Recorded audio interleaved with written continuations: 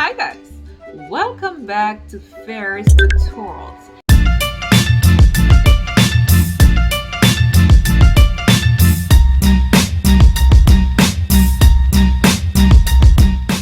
CSEC Food, Nutrition and Health.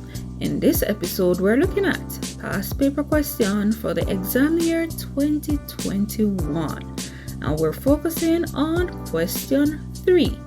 It reads, define each of the following terms. Table d'hote, main course, high tea.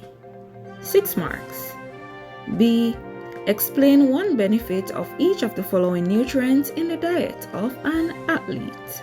Protein, carbohydrates, and minerals. That part is also valued at 6 marks. And the last part says, discuss the importance of vitamin B12 in the diet of a vegan. 4 marks. And of course, you know that each question is worth a total of 16 marks. Let's kick things off with question 3A. Define each of the following terms. Each definition is worth 2 marks.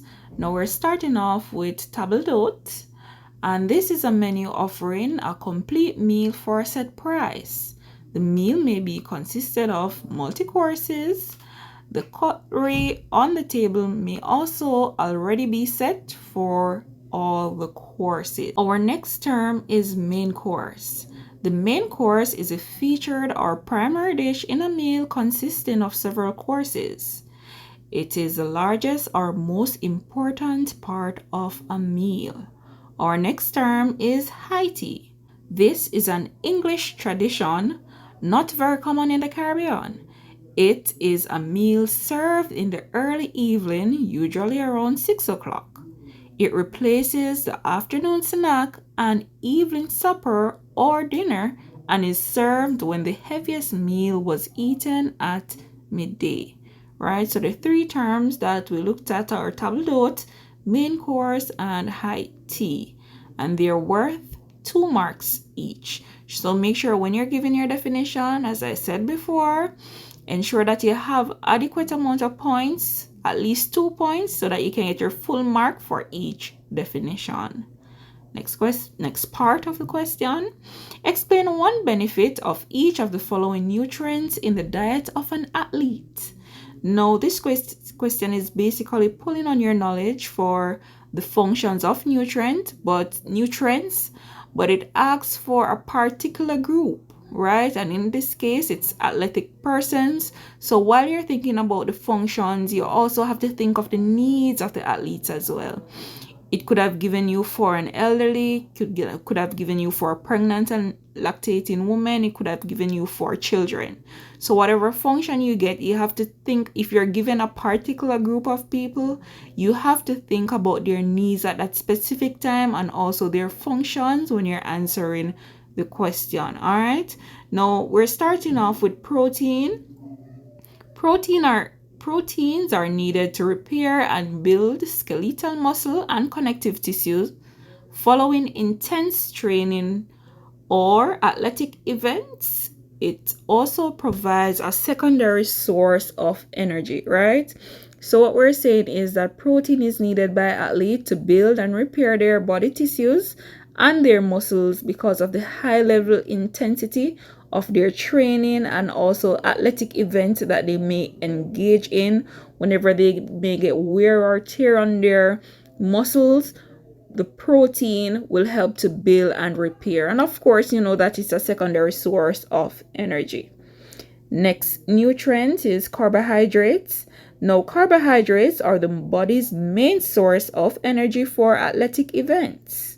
Carbohydrate feedings before athletic activities can help to restore glycogen stores, which may be called upon during prolonged training and high-intensity competition, right? So carbohydrates is important for giving them energy to participate in the activities that they have to do and also in training as well. Now, minerals. Oftentimes you may see like athletes drinking sport drink. It may be Gatorade or Lucozade or vitamin water. And the function of this is for what? Good job. So for hydration, to maintain their water balance. Good. Now, some minerals such as sodium, potassium, and chloride are important electrolytes that play a vital role in hydration, nerve transmission, and muscle contraction. Now, all of these are important to an athlete. All right, next part of the question. Discuss the importance of vitamin B12 in the diet of a vegan. 4 marks. Now, who is a vegan? Yes, they are strict vegetarian, which means they eat no form of animal meat or animal flesh, or they don't eat no part of animal byproducts as well. So no dairy products, nothing that is made from animal sources, right? Now, it's essential that all vegan diets contain a reliable source of vitamin B12 because they're particularly at a risk of B12 deficiency. And we're going to look at why this is so. So B12 is only found in red meat, and this nutrient is needed to help speed up reaction in their bodies, like in all our bodies, right? But they are at a greater risk because they don't eat any animal sources, and that's where you get the natural B12 sources from. Now, a deficiency can cause anemia and also nervous system damage.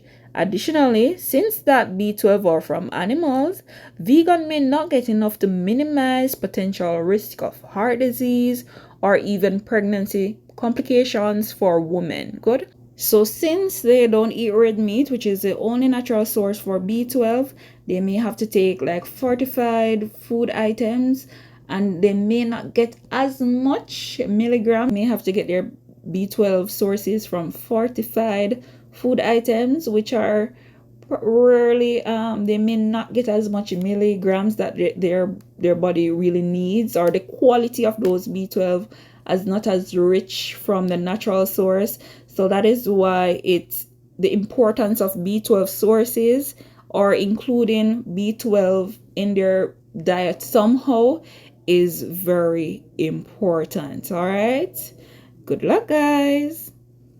You're awesome. You've made it to the end of the session. Please remember to subscribe, hit that like button, and turn on your post notification bells so that you can be notified when there's another upload. Most important of all, share with persons who you know will find this information useful. Thank you for making it fair